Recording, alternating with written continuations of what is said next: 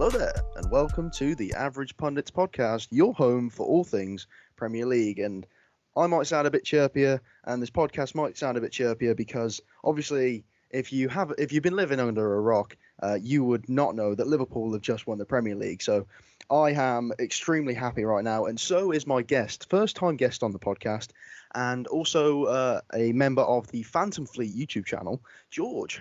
Welcome. Hello, thank you for that.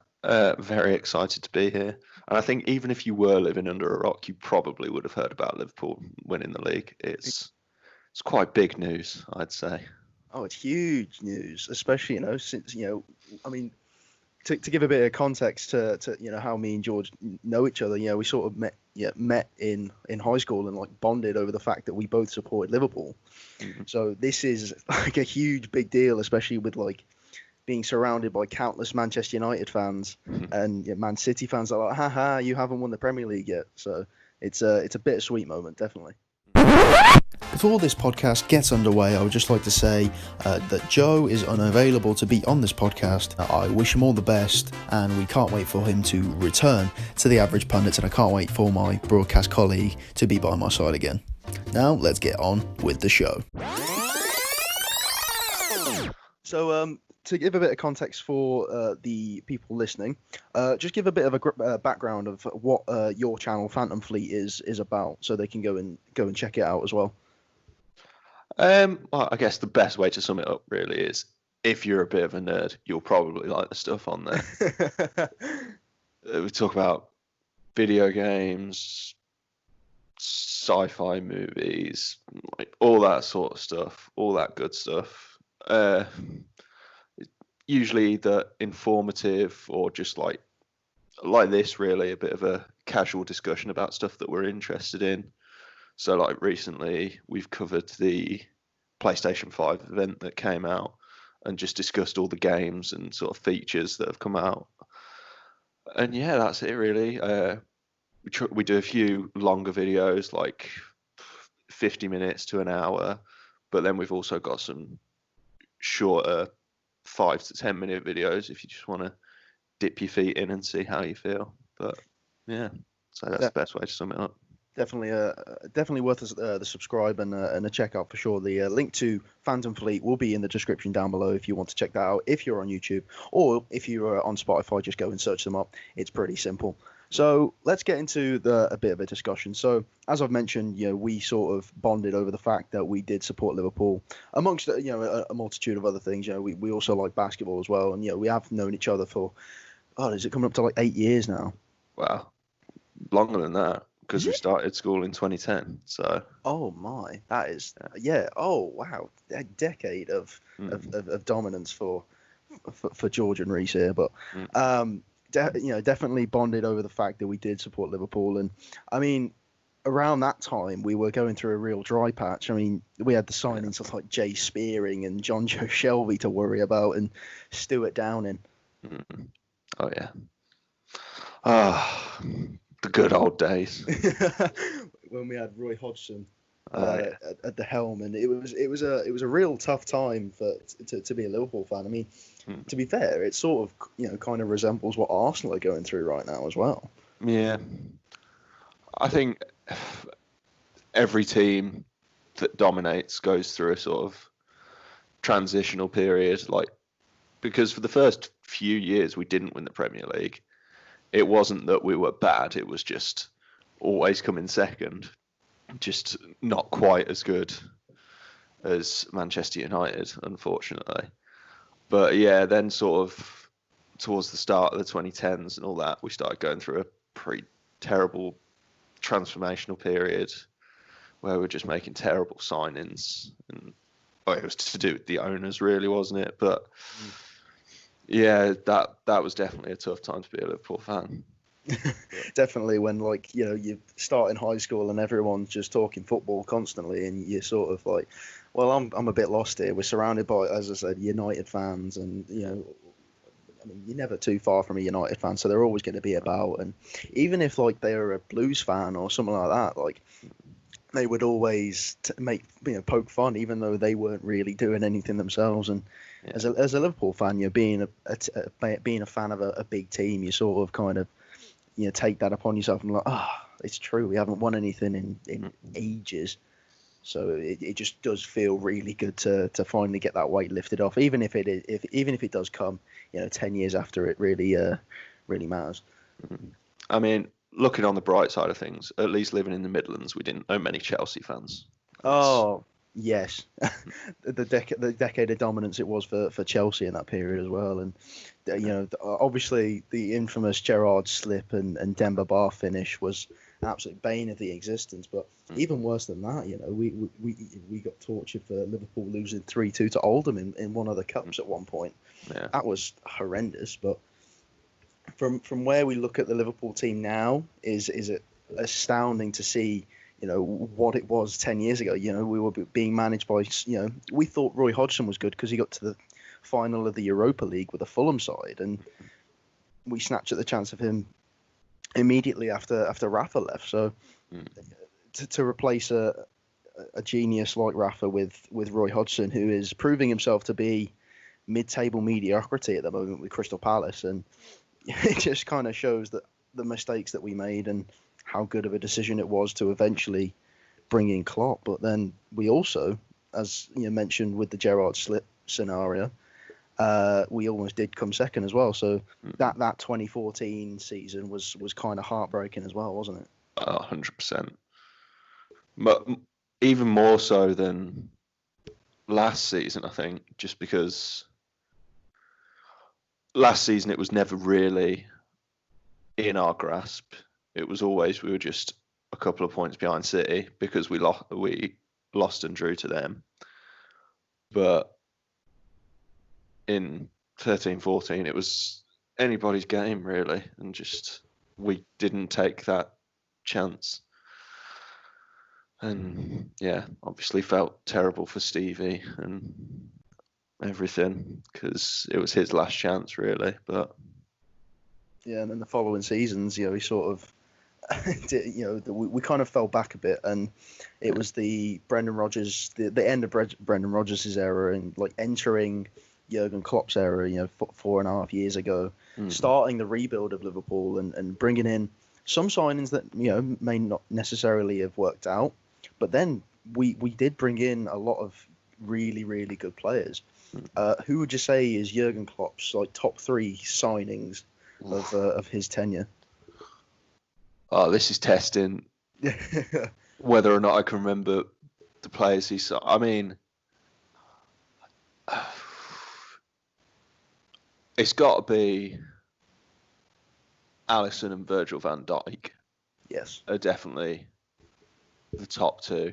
I'd probably put Van Dijk just ahead of Alisson, just because he's slightly more of a leader as well. Mm-hmm. But obviously, we've had trouble with our keepers in the past. The less said about the 2017 Champions League final, the better. Although 2018, sorry. I have seen a lot of Liverpool fans hating on Adrian, but he did us a solid at the start of the season because Alisson didn't play the first 8 games, did he? Through injury. No. Yeah, he went off. I think he was in the first game of the season. He went off injured. Yeah. But Alisson was, Adrian needs to step up, and to be fair, he did. He was in a side that won the Super Cup, so you can't really knock him for trying his best. He came into the club knowing he was going to be a second keeper, and I have a lot of respect for those players that are not that bothered being a substitute. And then third,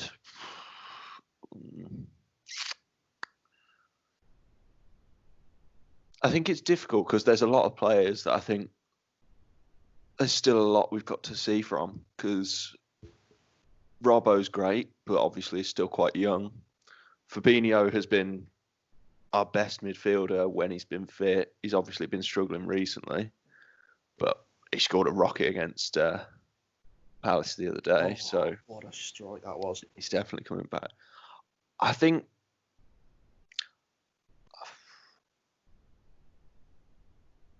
it's a hard decision. So Mane. Yes, I was thinking it's got to be one of the wingers that he signed. Yeah, but to have him tear up us in the process of one of Stevie's last games, for Jurgen to be like, yes, we need him in our squad. I feel like he just typifies the heavy metal pressure, defensive work that is synonymous with Klopp. Just slightly better than Salah. I think Salah's probably a better goal scorer, but Mane is more of a Klopp signing, if you know what I mean. Oh yeah, definitely. You know, with Salah, like the season after he scored all those goals, you know, in his first season, the season after, I found myself watching the games and feeling sort of frustrated with him because he did look like he wanted to shoot more rather than dish the ball out. Whereas Mane is kind of a selfless player. He has taken a back seat when Salah did come in as well.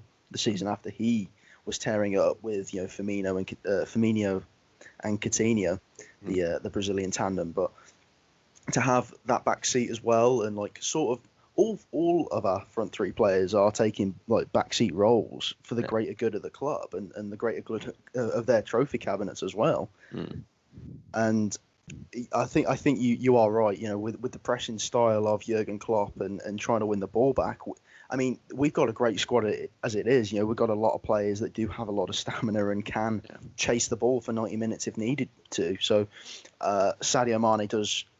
He is a role model for those sorts of players that do want to get signed by a Jurgen Klopp type of player, and trying to figure out how to style yourself. And maybe Mane is the typical role model player for those that want to be signed by Liverpool.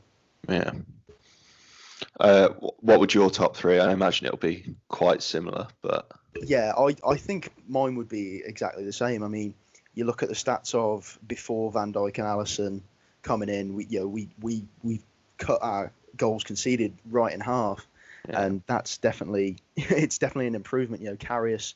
I thought Karius was going to be a great keeper coming in. I didn't think he was going to be the best. I thought he was going to be decent, but obviously being young, coming in from the Bundesliga, he'd been in their team of the season before, so I thought, let's give him a chance. Jurgen obviously knows the Bundesliga very well, managing there for many years, and also being a player over there as well, and sort of he kind of knows the ins and outs of the Bundesliga, and definitely there was some promise there, but I think the Champions League final definitely ruined his career for sure, and there were a few shaky moments throughout the season as well. Alisson was definitely the rock that we needed in that goalkeeper position. I think a lot of goalkeepers struggle in the Premier League because the way the media and social platforms and everything just pounce on any mistake, it's just very, very difficult to get your confidence back after you do make a mistake. And him being young and playing for arguably the biggest team in England, and it just never quite made it back, which is a shame. And it's the same for a lot of goalkeepers in the Premier League, I think, because it's so much more obvious when you make a mistake as a goalkeeper than as a midfielder or anything like that. So yeah, absolutely. I mean, I don't know if you saw the Aston Villa Wolves game, and you got Nyland, who somehow the ball rolled out of his hands straight to Diogo Jota, and for some reason Jota wasn't able to score, but that could have cost Villa a goal even before Dendonker's goal. And the Villa keeper made a mistake against Sheffield, didn't he, in the first game back, unpunished, but he carried the ball over his own line. Clearly, somebody had forgotten to turn the goal line technology back on after the break, but I think they were just sleeping, to be honest, in hibernation. Yeah. But as you say, like the microscope is on goalkeepers now. David De Gea had a huge, underperformance against Portugal. I mean, he faced 12 shots on target and conceded 11 in that World Cup, and since then, David De Gea has been a shell of himself. That shot that he palmed into his own net against Steven Bergwijn. It was. I don't think David De Gea's confidence is very high right now, and I think Alisson hasn't made any real mistakes. I mean, he's had close chances where he's lost the ball at some stages, but it not necessarily costs some goals or anything like that.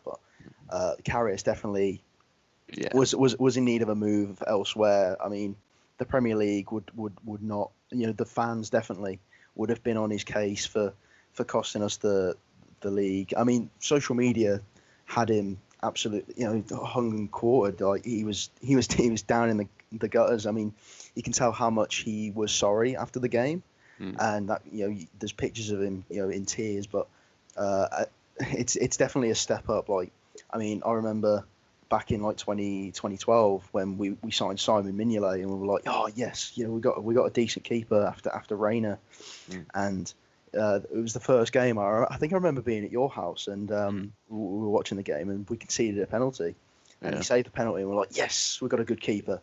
Little did we know he wasn't that great. No, I think the problem with a lot of these keepers is that they're expected too much of these days. So Mignolet shined at Sunderland. That was a bit of a tongue twister. Because his job there was to be a shot stopper. And he was good at that. You could see that in the penalties he saved and some of the saves he did make. But keepers are almost playing as sweepers these days. You see, well, it started with Neuer, really. He's the original sweeper keeper, but they're just expected to be able to do so much with their feet and distribution to be top notch. Like one of Karius's mistakes in the Champions League final was just rolling it straight out to Real Madrid, which cost us a goal. But it's to be top level, you need to be a good footballer as well as a good keeper, and I just don't think we had that until we signed Alisson. Yeah, I think we saw the he played against us in the Champions League run with Roma, and we were like, yes, this guy's a good keeper. He's very good with his feet. I think that sort of came to the Premier League. The sort of sweeper keeper role came to the Premier League with the likes of Ederson when he came to Manchester City, and Pep Guardiola is a guy that does like his keepers to use their feet and play out from the back, and he does like his players to be very technical. And I mean, I don't blame him as a manager to want all of his players to have a good touch on the ball. We have a lot of players right now from the back line that are very good with their feet. Van Dijk is a great passer from the back. Obviously, Trent and Robbo are some of the best passers in the league. Gomez is not, does not shy away from a pass. No. Matip, the amount of surging runs he makes up the pitch, and I think he could score at some point during that. Hit a Fabinho-like rocket, and boom. But throughout the team, we've got a lot of ball-playing, players, and that's sort of what we've been missing through the entirety of, of the league's run. We kind of had a bit of a stalemate where we had, no one to really play off from the back. Instantly implement Van Dijk and Alisson to the team, and they're probably the most important players in the team in our run. But to where we were and where we are now, it's a huge step up.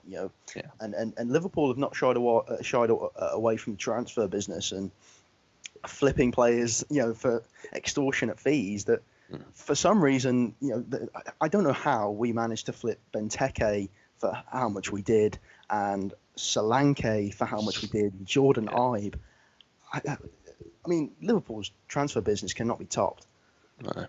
I mean, you just have to look at our net spend. It's something ridiculous, like 40 million. I'm pretty sure it's very, very low. We're like 15th in the Premier League for net spend over the last few seasons. Well, you just have to look at this season. We've not made a signing, really, have we? We've signed Harvey Elliott and Van der Berg in the summer transfer window, which was combined for about 3 million. And then we signed Minamino in January for 7 million. And that's it. And this is the year we've won the league by probably about 20 points by the end of it. It is mad. He's done some. Well, there's a lot of people that say he doesn't buy players, he makes players.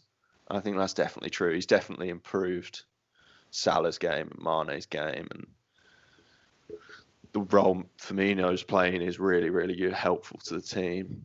Henderson's shining. It's testament to Klopp's management style, I think. Oh, definitely. I mean, as you say, Henderson's shining, and he's in the lead for PFA Player of the Year. And again, we are the team that have won it the earliest. We've won it with 7 games remaining, and it's a real testament to Jurgen Klopp's management style. As you say, he's brought the best out of Mane and Salah, who were kind of down in the dumps. Chelsea flop for Salah, and I mean, Mane wasn't really a flop at Southampton, but he wasn't the world class striker that everybody thought he was going to be. No. And I mean, even with Van Dijk as well, he showed glimpses of being great, but he wasn't that world class centre back yet. I remember a lot of other fans saying that don't mention the £88 million fee for Pogba. You're about to spend £75 million on Virgil van Dijk, and how they are crying now after saying those things. Yeah, they could definitely do with a Virgil van Dijk in their defence. Oh yeah, I mean Manchester United tried it with Harry Maguire, and look what he's not the great. I mean the price tag can get give players more pressure to perform. I think that's kind of the price tag that players go for nowadays. 80 million bought you Ronaldo a decade ago, and now it does get you players like Pepe and Harry Maguire. Which I mean I don't blame Manchester United for trying to pull out the bag for a player like Harry Maguire. He was very good at Leicester, and he was good in the World Cup too. And I think the price for these players nowadays they don't represent skill. They just represent how desperate teams are for the players that they need. And if they are desperate for those players, then teams are going to rise their price tags. Yeah, 100%. And I remember at the beginning of the season, I was, to be honest, I was one of these. I'm not going to shy away from it. I was a little disappointed that we didn't bring anyone in.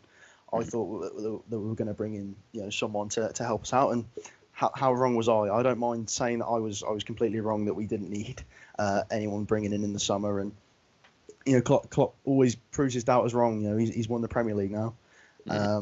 Do you think that Liverpool are going to be in the market for anyone in this transfer window? I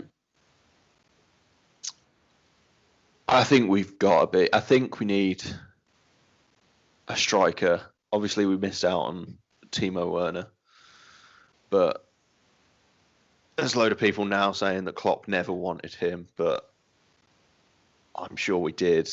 Oh, who wouldn't want him? He's one of the most prolific goal scorers in Germany. Yeah, there was a lot of talk on both sides about him coming to Liverpool, and then obviously he's now gone to Chelsea. But I think we need just a little bit of backup, just so we can rotate, because this season's been fantastic. We've won the Premier League. That's all we've ever wanted.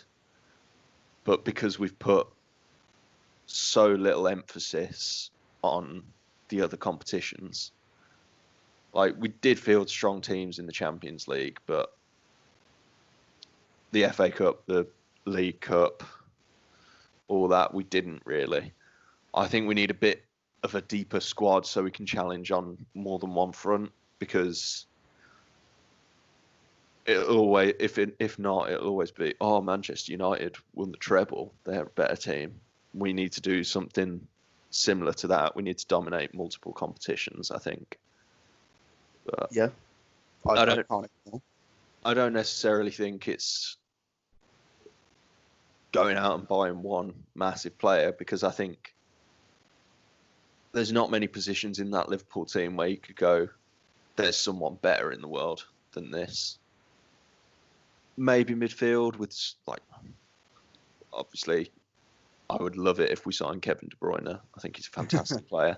But I don't think there's many players apart from him that would just walk straight into the team.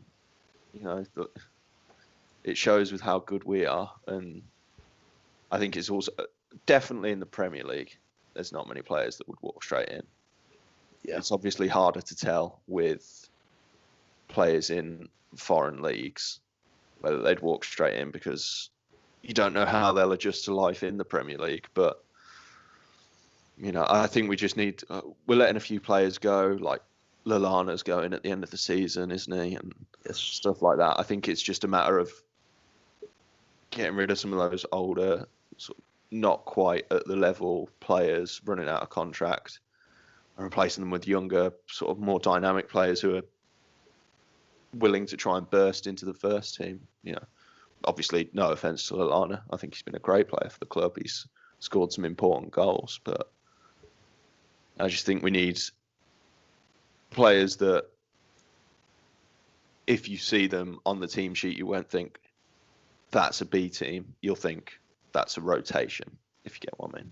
Yeah, definitely. I mean, we are losing some important players. I've heard that Xherdan Shaqiri wants to leave, and Newcastle are in fact interested, but it will take quite a big fee for him to leave for him to leave Liverpool. And I've heard some certain reports who we could be linked with. Kai Havertz from the Bundesliga has been a big link for us through the entirety of this season and going into the summer as well.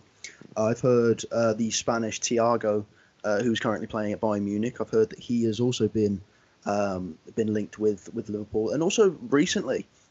By the time that this podcast goes out, I'm not sure whether we have officially put a bid in, but I read some reports yesterday that we were interested in signing the Senegalese centre-back Kalidou Koulibaly from Napoli. I mean, that could be a formidable force in defence. Like, if you thought Van Dijk and Gomez were good, then just try and get past Koulibaly and Van Dijk. But, I mean, as you say, it's probably not going to be the big marquee name players. It is going to be those rotation players that are important. As you say, Lallana has been one of those players that was very important. He, as I said earlier, we've had a squad of those players that do just run around and have the biggest biggest petrol in the tank sort of players. If you look at their stats on FIFA, they got 99 stamina the entire way. James Milner can run for days. Henderson run for days. Even when he's fit, Naby Keita can run for days. I mean, he's not the caliber of player that we thought he was going to be when we brought him, but he's definitely improving his game for sure. He had a great game against in the last game, didn't he? Yeah, I think it's hard. He's not had a proper stint in the team due to injury. I think he's looked good when he's come on because he's more willing than our midfield three to take the ball forward. Like, I'd say out of our main three, Gini Wijnaldum is probably the most forward-thinking. But he's still quite apprehensive because he has played deeper as well. I think Naby Keita, when he has played, he has been willing to take the ball forward, which makes the game a bit more exciting. But yeah, I mean, we'll see. Hopefully he gets a bit of fitness back after this long break and gets a bit of game time now that the league is secured, and we'll see just how good he is. Definitely, I can see him becoming a really key player. I mean, he's still young, and if he does keep up his fitness, then definitely he could be one of those players that we have in our team for the future. But whether we can continue this run of form is to tell. I mean, Chelsea bringing in the likes of Werner and Ziyech are going to be huge for them, and I've heard people saying that they could win challenge for the title next season. And Liverpool are definitely going to have to take a step upwards. I think it's going to be definitely important for us to take that step up. It's just whether we rise to the challenge of Chelsea and Manchester City, who Manchester City are, Pep Guardiola is going to be hungrier than ever, especially with the European ban that they're serving. Well, I mean, with Manchester City, it all depends on whether or not they sign a centre-back, because that's been their real problem this season. Because you look at Klopp the other day, he's saying, look how good Manchester City are. I can't believe we're 20 points ahead. Like, it is quite crazy because they do look so good when they are on form. They've just lacked a little bit of consistency and they've had a few injuries, but I think we're definitely worthy champions, but I do think they'll make signings and come back stronger next season, and Chelsea will definitely come back stronger because they can actually make signings now. Yeah, the transfer ban has been lifted, and only time will tell really whether we can. We have it within us to actually carry on this momentum. I think that we've got it in. Do you think that we can actually take this forward? And I've seen a lot of Arsenal fans joking, saying the last time Liverpool won the league, Arsenal won it the year after, and I don't see that happening anytime soon. So, no, I do you can't think? see. Do you think Liverpool have what it takes to take this momentum forward and win it next season as well? Yes, because our front three are all bang on 28 now, which is prime of your career, really, especially as like a forward player. Like more defensively, it's maybe slightly older just because you've got to be more disciplined. But going forward, I think 28, prime of your career, as long as those three carry on firing, will definitely be up there and challenging. And we're sure at the back still. And I think if we were to drop off a lot, I don't know. I think it would just be crazy. I wouldn't know what had happened. But yeah, we'll have to wait and see. It depends. Like you say, of the teams around us, Man City could make signings. Chelsea have made signings. Leicester are always in and around. Manchester United, I think, are getting better and could start to get back up there if they keep Pogba and Fernandes and maybe cash in on De Gea, bring back Henderson, and maybe shore up in defence a little, or maybe splash on a bigger striker than Martial. They could be up there challenging. Arsenal, if they really, make some good signings, they could push top 10. They could definitely push the top half of the table for sure. I mean, I've been joking around with a few Arsenal fans saying that while it is improbable for Arsenal to get relegated, it's definitely not impossible. I think so. Anyways, I think if a couple of wins for the teams below, it could definitely put Arsenal in the relegation zone. It's that close down there. But for Liverpool, I think that it's only a matter of time before we do continue this form.